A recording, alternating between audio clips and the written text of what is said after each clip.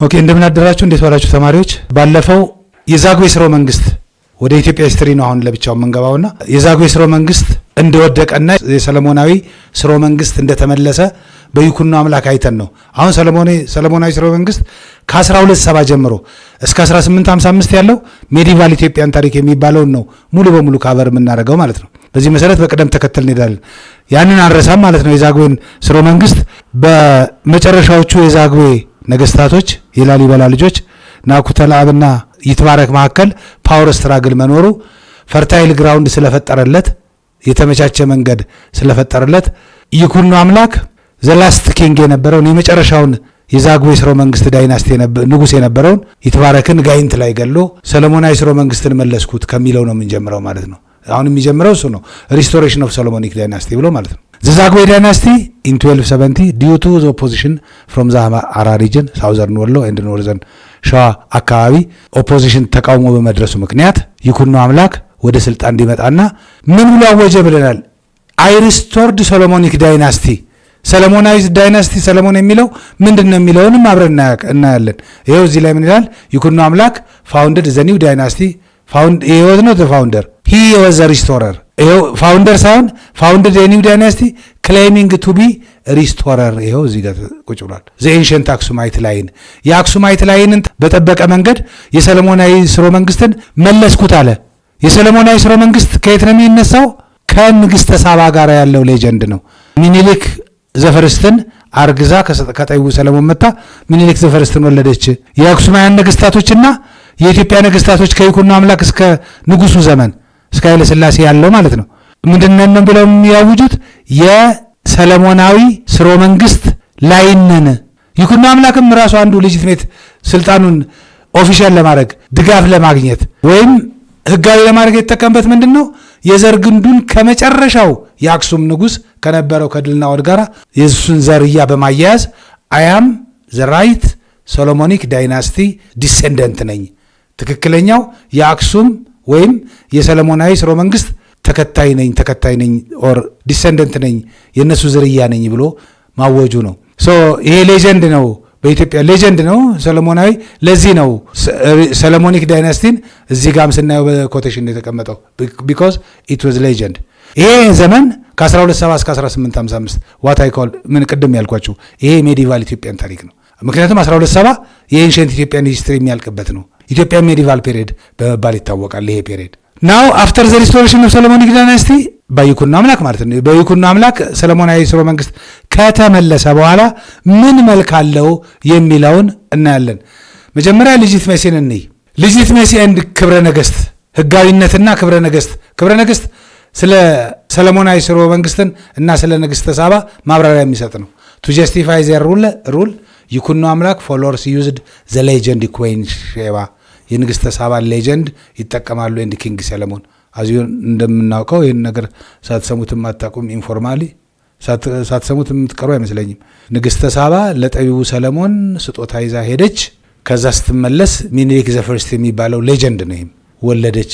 የኢትዮጵያ ነገስታቶች ከጠቢቡ ሰለሞን ዘር ግንዳቸው ይመነጫል የሚለው ነው። ይህን ጀስቲፋይ ለማድረግ የተጠቀምበት ነው። ይህም ክብረ ነገስት ላይ ተገልጾ ይገኛል። ሁለት they claimed descended through the last king አክሱማይት ኪንግ ድልናኦድ portraying Zagwe was illegitimate ዛግዌዎች ኢሊጂትሜት ናቸው። ኢሊጂትሜት ወይም ዩዘርፐርስ ይላቸዋል በፈረንጅኛው ነጣቂ ማለት ነው።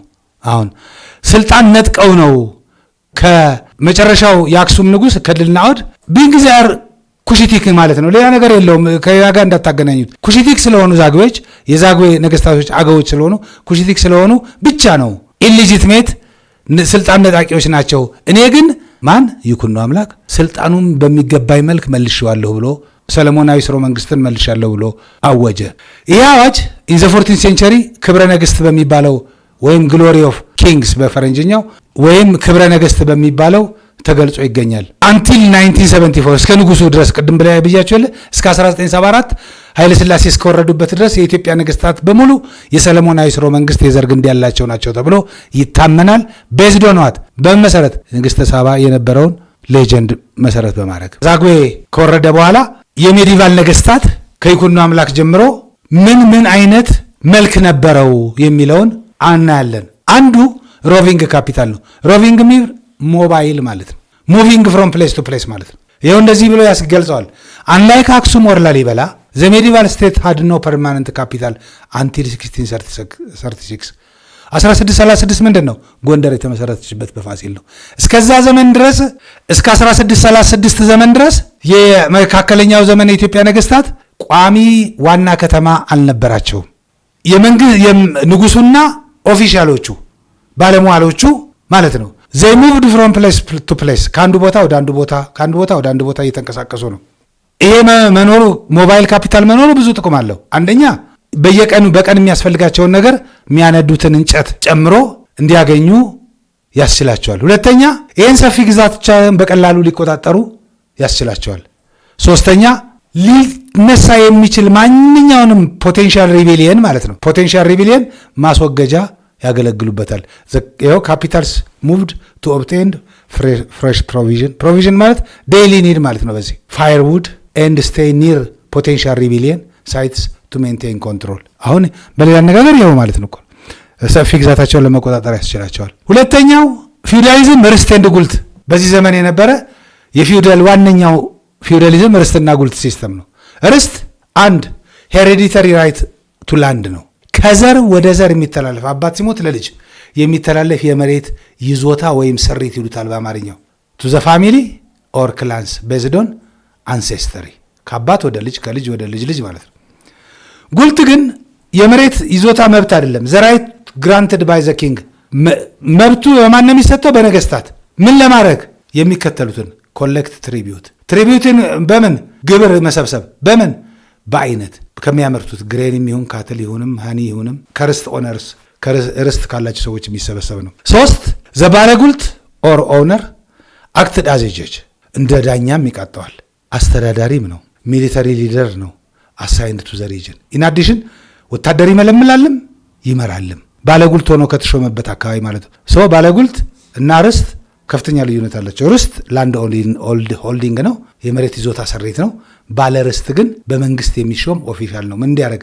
ግብር እንዲሰበስብ፣ በአይነትም እንዲያስተዳድር፣ እንደ ዳኛ አክትም እንዲያደርግ ከተሾመበት አካባቢ ምን ያደርጋል? ወታደር ይመለምላል፣ እንዲሁም ይመራል።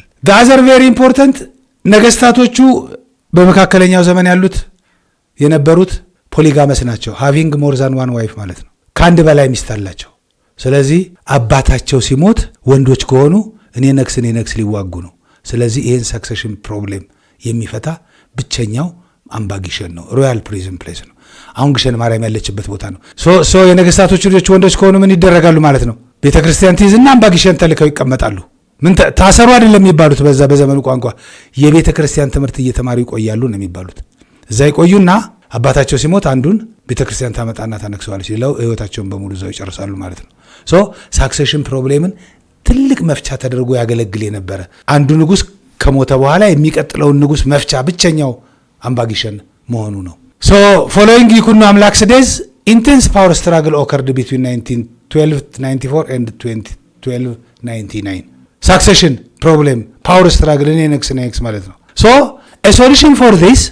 ሶሉሽን ፎር ዲስ ለዚህ እኔ ነግስ በነበረ ትግል ውስጥ በመኖሩ ምክንያት አምባጊሸን ወይም ደብረ ነገስት በ1300 በወንድም ምርዓድ በሚባል ንጉስ የተቋቋመ ነው። አምባጊሸን ይኸው ቅድም ያልኩትን ነው። ሜል ዲሰንደንትስ ኦፍ ዘ ኪንግ ዌር ኮንፋይንድ ቱ ዚስ ማውንቴን ፎርትረስ ቱ ኢንሹር ስሙዝ ሳክሴሽን ኤንድ ፕሪቨንት ሲቪል ዋር። በምን አይነት መንገድ እንደሆነ ቅድም በአማርኛ የገለጽኩት በቂ ስለሆነ ማለት ነው። ትምህርት ለመጨረስ ያህል በጥያቄ እንያትና እንሄድ። ሁ ፋውንድድ ዘ ሶሎሞኒክ ዳይናስቲ ኢን 1270 ፋውንድድ ሳይሆን ቅድም እንዳልኳቸው ነው። አንዳንድ ጊዜ እንትን ስለሚል ሁ ሪስቶርድ ግን ይሻላል። ሶሎሞኒክ ዳይናስቲን ማን መለሰው? ምክንያቱም ከንግስተ ሳባ ከነድልናኦድ የአክሱማይት ነገስታት በሙሉ የሰለሞናዊ ዘርግ እንዳላቸው ተብሎ ስለሚታበል ሌጀንድ ነው። ስለዚህ 1270 ማን መለሰው? ድልናኦድ ይላል፣ አምደ ጽዮን ይላል፣ ይኩኖ አምላክ ይላል፣ ዘርዓ ያዕቆብ ይላል። ይኩኖ አምላክ መሆኑን ስለምናውቀው ብዙም እንትን የሚያደርግ አይደለም። ሁለተኛ ጥያቄ which 14th century book justify the legitimacy of Solomonic የሰለሞናዊ ነገስታቶችን ጀስቲፋይ የሚያረጋግጥ ህጋዊ መሆናቸውን የሚያረጋግጥ የ14ኛው ክፍለ ዘመን መጽሐፍ የትኛው ነው ይላል። ፍትሐ ለሀበሻ፣ ክብረ ነገስት፣ ስርዓተ ግብር፣ ፍትሐ ነገስት ይላል። ክብረ ነገስት ነው የሚቀጥለው ጥያቄ ዋት ወዝ ዘ ጉልት ሲስተም ኢን ዘ ሜዲቫል ኢትዮጵያ ኮንቴክስት። ጉልት ሲስተም ምንድን ነው በሜዲቫል ኢትዮጵያ ኮንቴክስት ይላቸዋል። ኤ ታይፕ ኦፍ ፐርማነንት ካፒታል ሲቲ ነው ይላል። ቢ ሄሬዲተሪ ራይት ቱ ላንድ ኦውነርስ፣ ይሄ ርስት ነው ብለናል ቅድም። ሲ ዘ ራይት ቱ ኮሌክት ትሪቢዩት ኢን ኤክስቼንጅ ፎር ስቴት ሰርቪስ፣ ይሄ ነው። ሪሊጂየስ ኮንቨርሴሽን ሴሬሞኒ አይደለም ያው ስለምናውቀው። አራተኛው ጥያቄ ዋት ወዝ ዘ ፕራይመሪ ፋንክሽን ኦፍ ዘ ፎርትረስ አት አምባጊሽን። አምባጊሽን ፋንክሽኑ ምንድን ነው ነው የሚላቸው ፕራይሜሪ። ኤ ቱ ስቶር ናሽናል ትሬዠሪ፣ ሀብት የሀገሪቷን ሀብት ማስቀመጫ ነው ይላል።